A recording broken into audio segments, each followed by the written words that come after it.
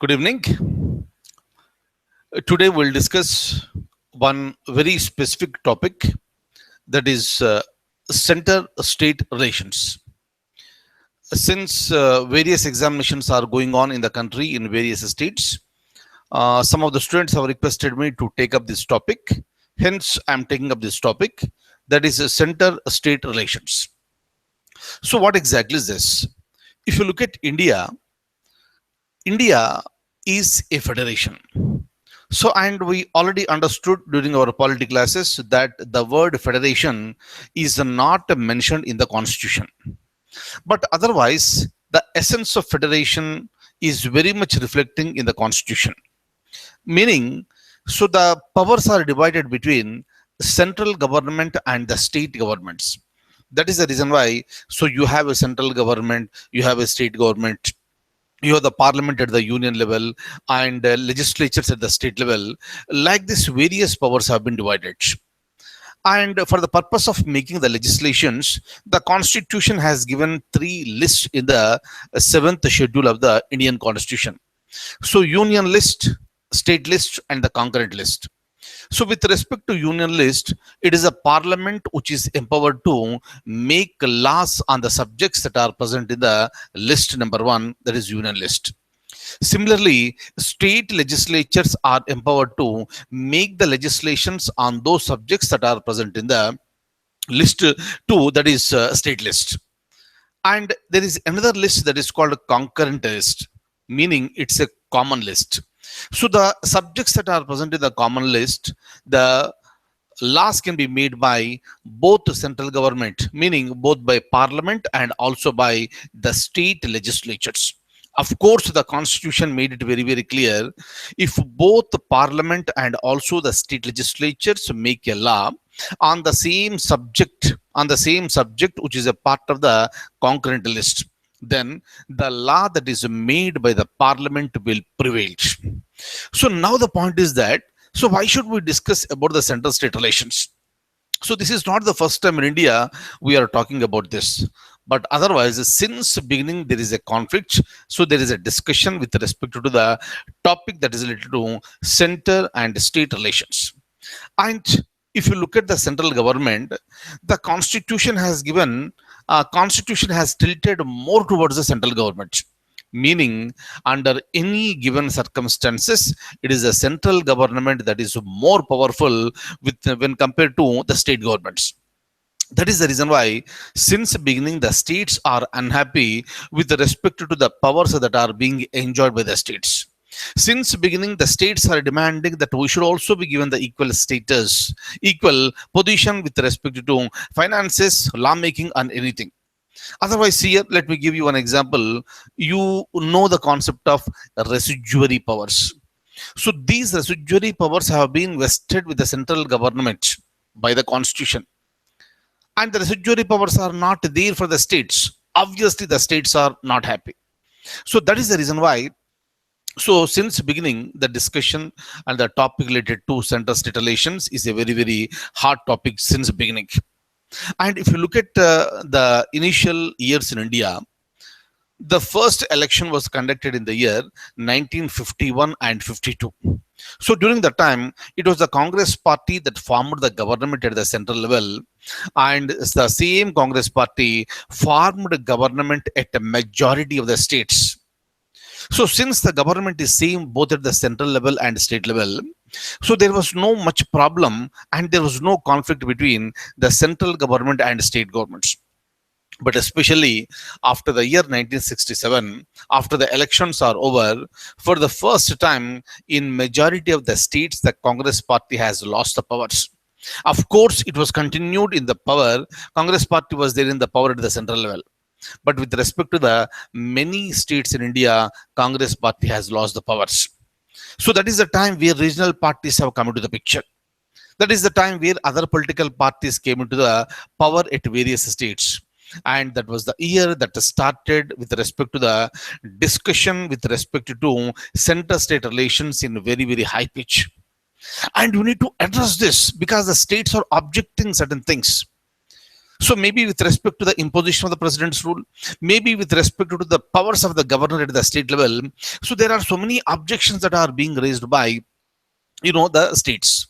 So maybe with respect to the planning commission, of course it is not their planning commission now, but planning commission was there. So for till the recent times, so till August 15th 2014, planning commission was there, and that was the day on which the prime minister has announced the scrapping of the planning commission. And from 1st January 2015, we created a new body called a Niti Ayog. Meaning, so though there was a planning commission which was making the plans and which was playing a very crucial role, majority of the states were not happy with the planning commission.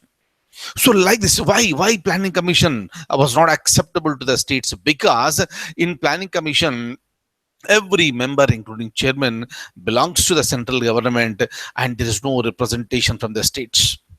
If there is no representation from the states, who will raise the voice? So these were the problems during that time. So that was the reason why the states have started demanding for the more powers. So maybe with respect to the imposition of the president's rule, maybe with respect to the division of the finances between central and state governments, maybe with respect to the role of the governor at the state level, maybe with respect to the so-called planning commission, there were so many objections that were raised by the states. Obviously this is the time that you need to address that. That is the reason why the government has appointed for the first time a committee called Administrative Reforms Commission, ARC, and it was the first ARC. And immediately later, after some time, after a few years, government has appointed another committee called a Raj Mannar committee. And of course, later over a period of time, Sarkaria Commission was appointed. Second ARC also came into the picture, and Punchi Commission was also appointed. So these are the various commissions that are appointed. So to look into the issues of the center-state relations. So this is what was happening since that time.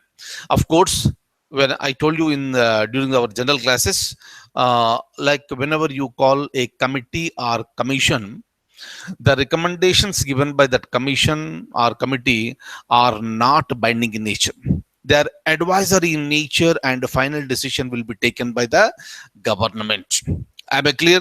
That is the reason why the committees, they are just meant for giving some advice and suggestions. Ultimate decision will be taken by the government. So in this sequence, we will discuss about this.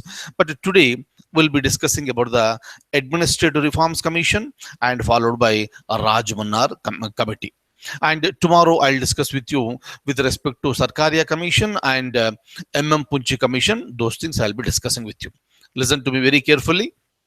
Of course, majority of the things have been covered during our Indian polity classes, but still I would like to give you some more exposure to you on this area, and we'll do it. Stay tuned. I'm opening the document. Look at this. So the problem lies here. Appointment and dismissal of the governor. Who is appointing, who is dismissing the governor, first of all?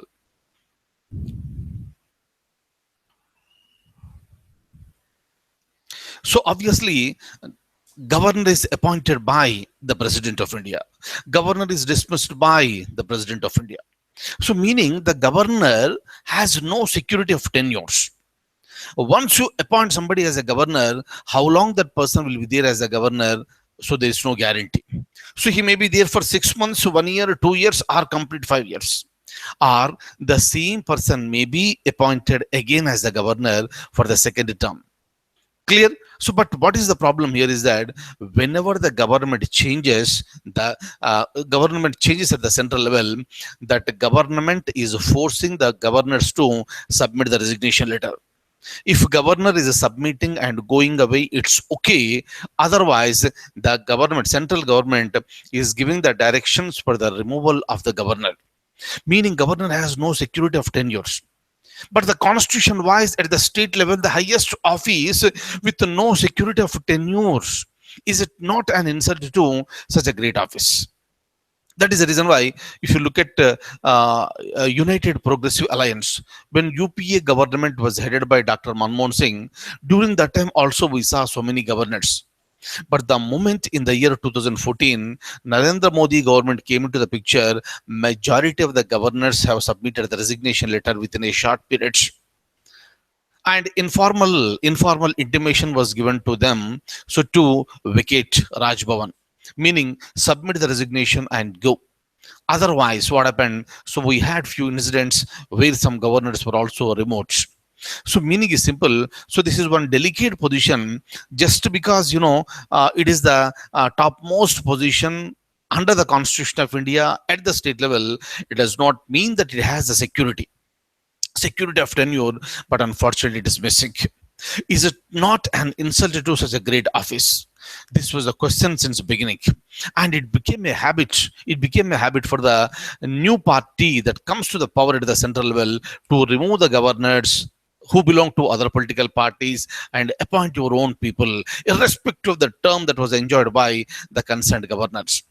That's the reason why it was one issue that is coming in the central state relations. Clear? That is number one. Number two,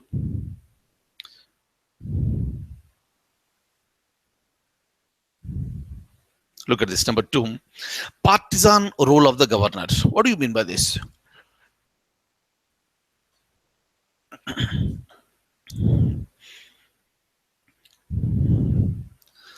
Partisan means biased role of the governor. Why? If you look at the governor, governor is appointed by the President of India. But the President of India has no choice of his own to appoint somebody as a governor. Since India is a parliamentary form of government, President goes by the advice of the Council of Ministers headed by the Prime Minister. In fact, it is the Prime Minister of India who decides who should be appointed as the governors. And the name will be forwarded to the President, and the President will be appointing the same person as the governor. And the governor knows he is holding the office during the pleasure of the President of India under the Constitution. But in reality, it is not the pleasure of the President, it is the pleasure of the Prime Minister. That is the reason why governor is expected to go in line and act according to the tunes of the central government. That is the reason why, if you look at some of the governors, so they will keep on, they will continuously make frequent visits to the capital city of India, that is New Delhi, and they will try to go and meet the prime ministers, and they will try to so act in such a way as they are directed by the prime minister. So if they are not acting in the directions of the central government, and they have every right to remove him. Prime Minister will advise the President of India. Obviously, President has no choice to remove it except to remove the concerned governor. Meaning is simple: governor is forced to act on partisan basis. Next, next is the President's rules. So you know this Article 356. So whenever the President is satisfied that there is a failure of the constitutional machinery at the state level, the President can impose President's rule in a particular state. So, right, so what is the truth behind this? Whether there is really a constitutional machinery failure or not, who will analyze this? And the Constitution has given all the powers to the central government. And the final decision will be taken by the central government, and the President's rule is imposed. And the implications of the President's rule. The existing government will be suspended, chief minister will be suspended, ministers are suspended, and the state legislature is kept under suspended animation, and the complete control is taken over by the central government. So then, if the control is taken over by the central government, then what is the meaning of the federation? So where the powers are lying for the state, meaning the states are there very much. Under normal circumstances, everything will be fine. If there is any problem at the state level, the central government has every right to take over the states. And recently, also in the recent past, also we have seen the imposition of the president's rule in some of the states. We discussed in a detailed manner regarding that last year, 2016. So, meaning is simple: the president's rule, the imposition of the president's rule, the power lies with the central government. Obviously, central government is more powerful than the states. Clear? Next,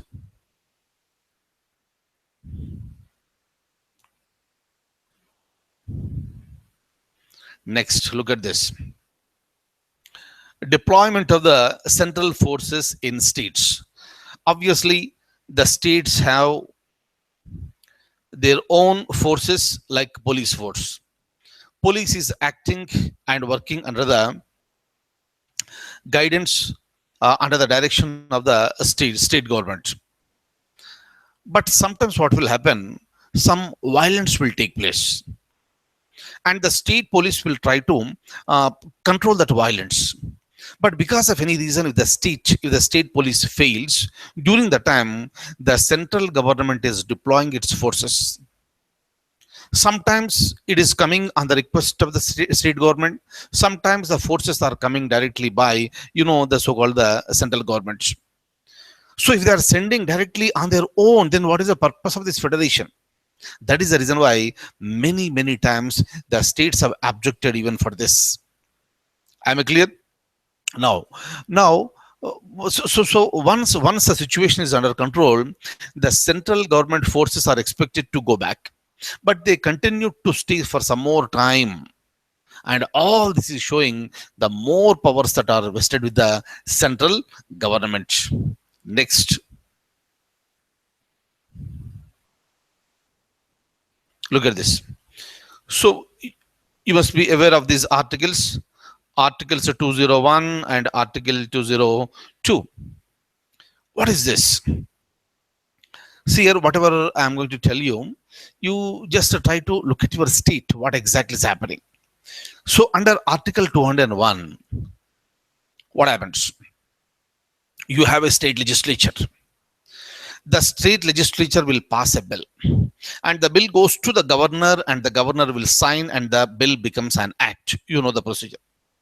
But sometimes what will happen, if the governor feels that the bill that is passed by the state legislature is against the provisions of the constitution, if the governor feels that he cannot take any decision on that particular bill, then under the provisions of article number 201, the governor will reserve the bill for the consideration of the president. Reserving the bill means he will keep the bill with him and he wants to send it to the forward to the President of India. Under 201, he is reserving the bill for the consideration of the President. Under Article number 202, the bill will be forwarded to the President of India. The bill will be forwarded to the President of India and the final decision will be taken by the President. But what is the problem here? Imagine the same situation at the central level.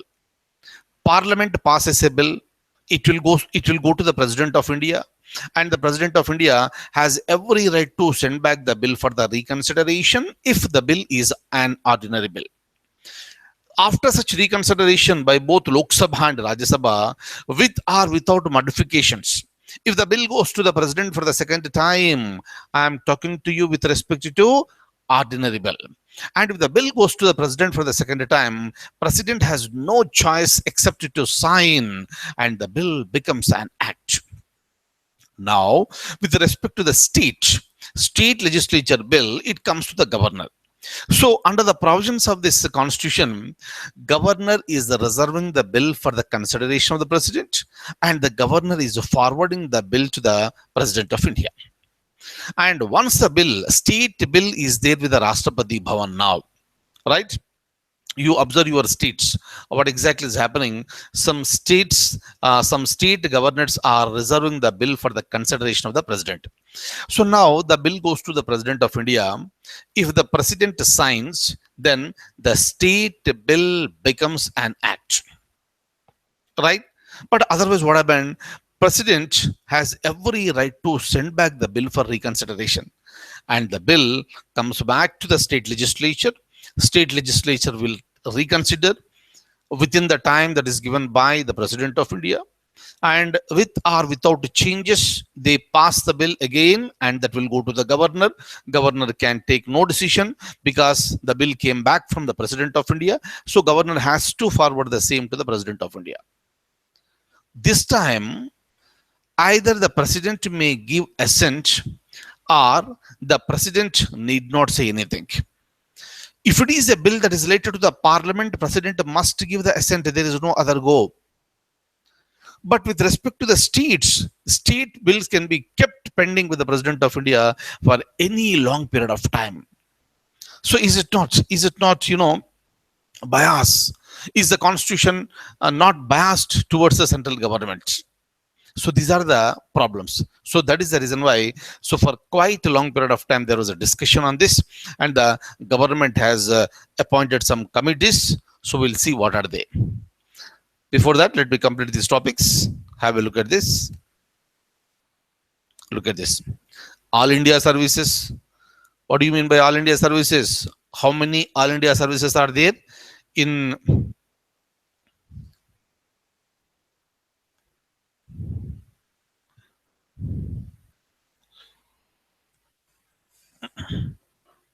various examinations? It's a question, right?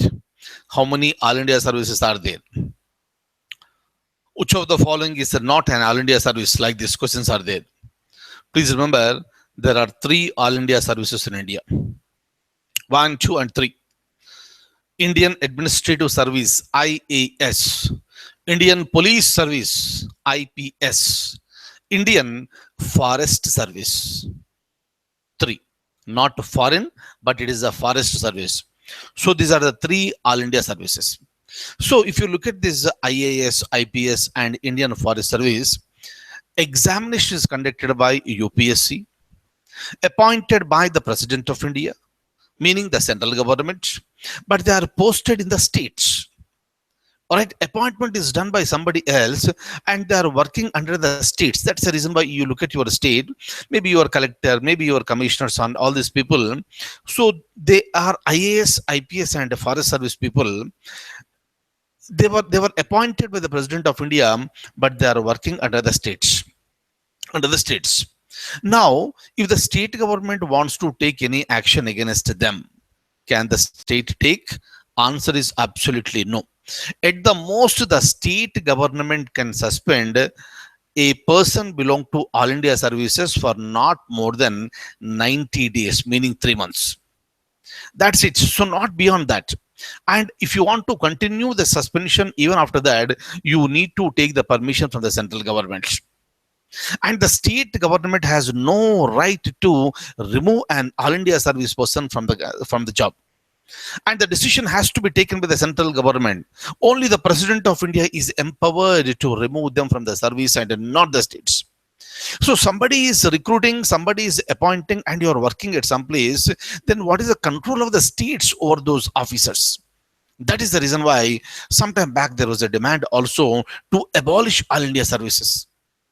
So what are all the points I have discussed with you? So these are all the points that are tilted more towards the central government. Central government is more strengthening, and state governments obviously, so they are becoming helpless.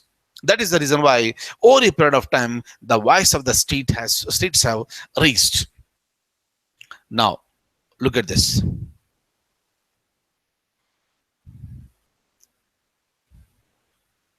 Look at this. So cases against the chief minister. Imagine the situation. Central government, you have a political party in the power. If the same political party is also present at the state level, no problem. Right? There's no problem at all. Chief ministers are safe. But otherwise, central government can file the cases against the chief ministers also. Right? The CBI inquiry can be initiated, and charge sheet can be filed, and you can trouble the chief minister. Right? So look at some examples. They happened in India, and even now also they are happening. So like this, certain chief ministers can be troubled by the central government. If the chief minister is being troubled, of course, there may be accusations against him. right? So during that time, what is expected from that person is that, right, it is not just troubling, but you need to try to so get the facts out at the earliest. But instead of that one, so this is being treated as a, giving troubles to the chief ministers. Next point, look at this: division of the finances between central government and state government. Who is doing this? Recommendation with respect to division of the finances is being done by the Finance Commission. Central Finance Commission is constituted by the President of India every 5 years, and that Finance Commission recommends about the division of the taxes. Obviously, state governments accept submitting their, these requirements, so they are helpless in deciding about the how much percentage they exactly need, and they are not in a position to take the required percentage. Ultimately, that is taken by the so-called the decision is taken by the central government. Clear? So this meaning, even regarding the finances also, states are facing lots of trouble. Of course, now it has been reduced because 13th Finance Commission has recommended for the division of the taxes between central government and states at the rate of 32%.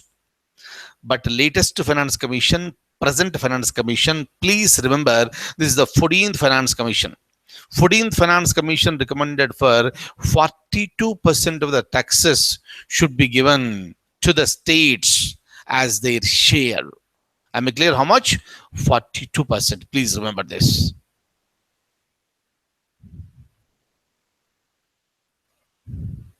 Look at this. And of course, just now I told you in the beginning, Parliament on the state list. So what is this? So when you have the union list, state list, and concrete list, we have divided the powers. But the constitution has given powers to the parliament to make laws on the subjects that are present in the state list also. That happens during the time of the emergency, and that may also happen even emergencies. Clear? Hope you are getting this. So meaning the constitution has given certain provisions where if Rajya Sabha passes a resolution with a special majority deciding that it is in the interest of the nation that parliament should make a law on the subject that is present in the state list, then parliament will make a law on that particular subject which is present in the state list. Meaning, you are encroaching, the central government is encroaching into the powers of the states. So then, do you call it a real federation? Absolutely no. That is the reason why the states have started raising voice over a period of time. And the result is that various commissions and committees have been appointed. Of course, majority of the recommendations that were given by these commissions were not accepted. Not accepted. So in this scenario, the first commission that was appointed was Administrative Reforms Commission. And of course, the chairman was Morarji Desai. So later he has been replaced with Hanumantapaya. Right. So now I'll just show you what exactly happened then. So we'll have a look at that. Please look at all the points. These are the problematic areas between central government and state governments.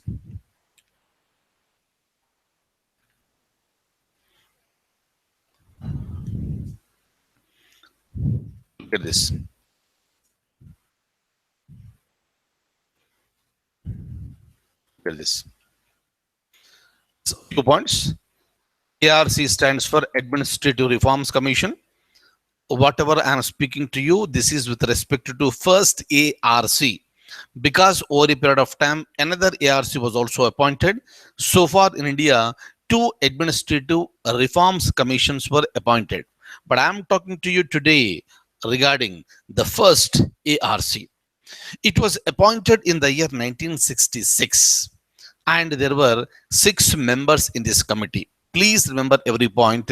Initial chairman was Morarji Desai, and later Morarji Desai was replaced by K. Hanumantaya. And ARC constituted a study team under MC settled to examine various issues. And this ARC submitted the report in the year 1969 with the 22 recommendations. Of course, none of the recommendations were accepted, but that remained in the history as one of the important commissions in India, and the name is ARC, Administrative Reforms Commission. What are the recommendations? The recommendations are: it recommended for the establishment of the interstate councils. What is 263? 263 is the article number, meaning under article number 263, so there is a provision for the establishment of the interstate council, and this article is empowering the president of India to constitute ISC, that is interstate council. Interstate council means there should be a representation from all the states, and the constitution specifies that it is headed by the so-called the prime minister. Prime minister is a chairman, and the chief ministers of all the states are the members in this one. And what should be the function of this one? That can be decided by the president of India from time to time. But unfortunately, of course, here, so when you have a large nation like this, you may have certain conflicts, contradictions, disputes among the states. So you need to have a platform to settle them. For everything, you need not run to the court. If you go to the court, that will kill years together. That is the reason why. So whatever the issues are there, those issues are expected to be settled amicably. For this reason, you have a platform, and the platform is considered to be interstate council, and the constitution has provided the provisions. But unfortunately, for quite a long period of time, the government did not pay any attention with respect to ISC. It stands for Interstate Council. See here, in any small examination, they will ask you, interstate council is mentioned under which article? Now you know the article. So the article is 263. Please remember, once created, it is headed by the prime minister, and chief ministers of all the states and administrators of the union territories are the members in the ISC. Right? Of course, nowadays the present government is taking it seriously. Some governments, even the previously also, they took it seriously, but there was no proper functioning of that. And the present government also said that it will take it seriously, and this is some meetings also were held. But otherwise, the demand is that you have to establish this interstate council on permanent basis. That was recommended by ARC.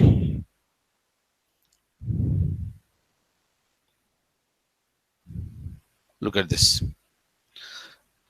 So it also recommended that more powers to be delegated to the states, more finances to the states to reduce their dependency on the central government.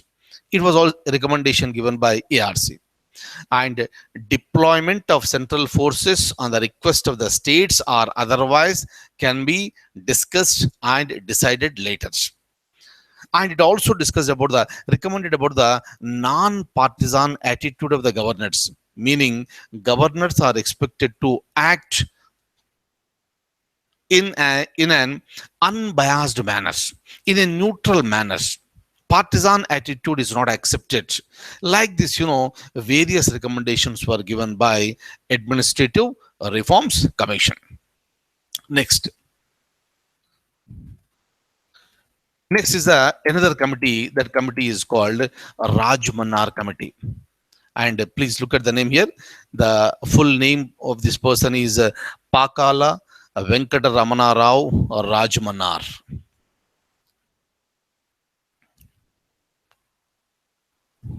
And of course, this committee is exclusively related to Tamil Nadu government. Meaning exclusively related to Tamil Nadu government means it was constituted by Tamil Nadu government to look into center-state relations afresh. Okay, so that what happens, because the committee has been constituted by Tamil Nadu government, a report will be submitted to the Tamil Nadu government. And that can be shared by Tamil Nadu government with other states, and Tamil Nadu government can give it to the central government so that certain changes in the system may be brought in. So with that intention, a Rajmannar committee was appointed by the Tamil Nadu government. And the beautiful thing with respect to this Rajmanar is that he's the first uh, Indian. He's the first Indian Chief Justice of Madras High Court. Right, immediately after the this independence, he was appointed as the Chief Justice of Madras High Court, and he served in that position for quite long period of time. Right, and he was also the first chairman of the Sangeet Natak Academy. Right, so please remember these points. So these are the points with respect to, this is GK. And Rajmannar is always there in the news. Rajmannar committee, in fact, sorry. So Rajmannar committee is always there in the news in the sense, whenever you discuss about central state relations, these committees will automatically come up in the discussion. So the people who speak about these relations now, they try to refer what Rajmannar committee has said, what first ARC said, what Sarkaria commission has said. So like this, these committees will be, always there in the news. That is the reason why in any examination, frequent questions are being asked from this area. Right? So now, so let me show you a few points regarding Raj Mannar committee that was appointed by Tamil Nadu government. Look at this. So his full name was Pakala Venkata Ramana Rao Raj Mannar. He was the first Indian Chief Justice of Madras High Court. Look at the period, please. Immediately after independence, he was appointed 1948 to 1961. Wonderful. Please make a note of this. Also note, I said, he was also the first chairman of the Sangeet Natak Academy. You may be aware that it is located in New Delhi. And the current chairman is Shekhar Sen. Please remember this. Right? First chairman was Rajmannar, and the current chairman is Shekhar Sen, and he has been appointed in the year 2015, and he will continue in that position for 5 years. Right? And next, look at this. A Rajmannar committee was appointed in the year 1969 by Tamil Nadu government. Right? And appointed to examine the entire question of central and state relations. And the report was submitted in the year 1971. But look at this. What are the recommendations that are given by Rajmannar committee? Of course, none of the recommendations were accepted. But look at this. It said that interstate council should be set up immediately. This recommendation was also given by ARC. And this recommendation was also repeated by, this Rajmannar committee, because they understood the importance of the interstate council. And they said that Central Finance Commission should be made a permanent body. Is it not a permanent body? Finance Commission under Article number 280 of the Indian Constitution is not a permanent body. Please remember this. If it is permanent body, that will continue every time. But Constitution makes it very clear. President of India constitutes the Finance Commission every 5 years. But the recommendation is that Rajmannar committee said that Finance Commission should be made a permanent body so that it can monitor the division of the powers, the division of the taxes, and depending on the necessity that it can also recommend for certain changes. That is the reason why recommendation is that this Finance Commission under Article number 280 should be made a permanent body like this. Okay. Next, another fantastic recommendation. They will ask you in the examination, which committee recommended for the abolition of the Planning Commission? Please remember, it was recommended by a Raj Mannar committee. And the committee also said that it should be replaced by a statutory body. Please read the statement. I would like to say something to you.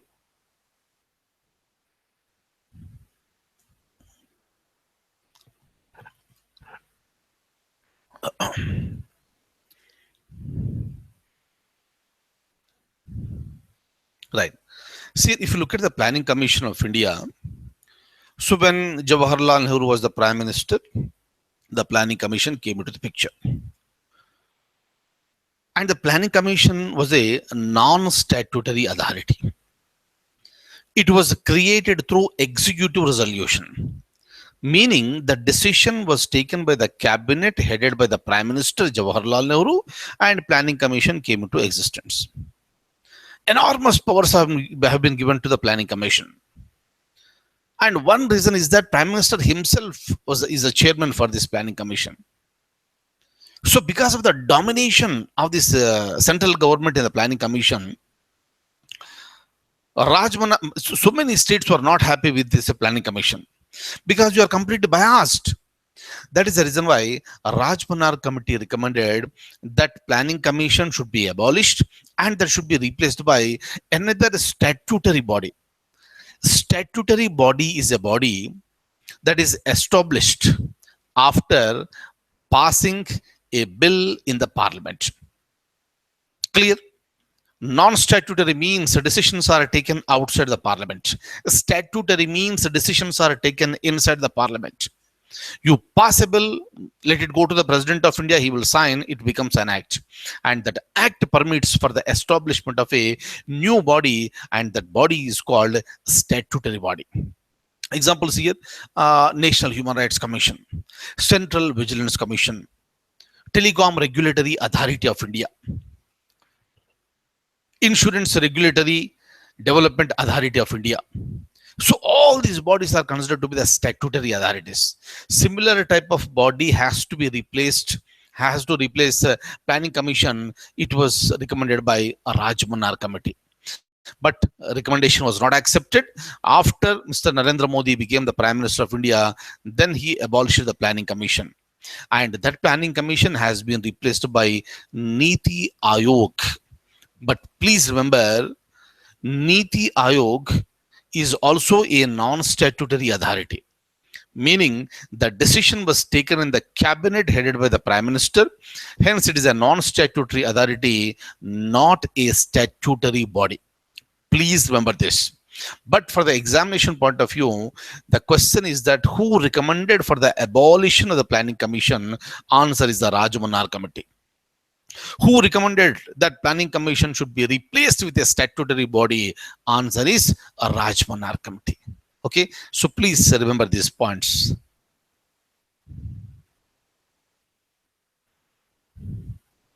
Hopefully, you are getting new points today. The subject that is related to Indian polity. Right, look at this.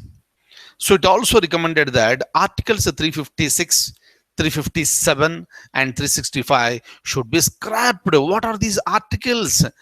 These articles are related to the president's rule, that is called state emergency.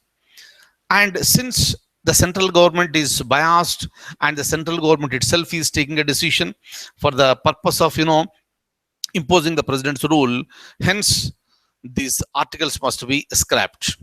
That is the reason why whenever the president's rule is imposed in any state, the political parties which oppose or the intellectual authorities who oppose the imposition of the president's rule, they will try to recollect the statements that are made by Dr. B.R. Ambedkar in the Constituent Assembly. Dr. B.R. Ambedkar made it very, very clear. Article 356. Article 356 should remain as a dead letter. And it should be used only as a weapon of the last resort. So this is the statement that is given by Dr. B.R. Ambedkar. Meaning is simple. He wanted to have the principle of federation to be present in India. But if you impose Article 356, you are just removing the government at the state level. And the central government is taking the powers of the states. That is the reason why Dr. B.R. Ambedkar said, but unfortunately, that the article was first imposed in the year 1951 itself. And so far, more than 120 times, Article 356 was invoked, and in various states, president's rule was imposed. Am I clear? And because you are taking the decisions unilaterally without knowing the facts at the state level, the committee recommended for abolition of these articles that are related to the imposition of the president's rule. Clear? Next.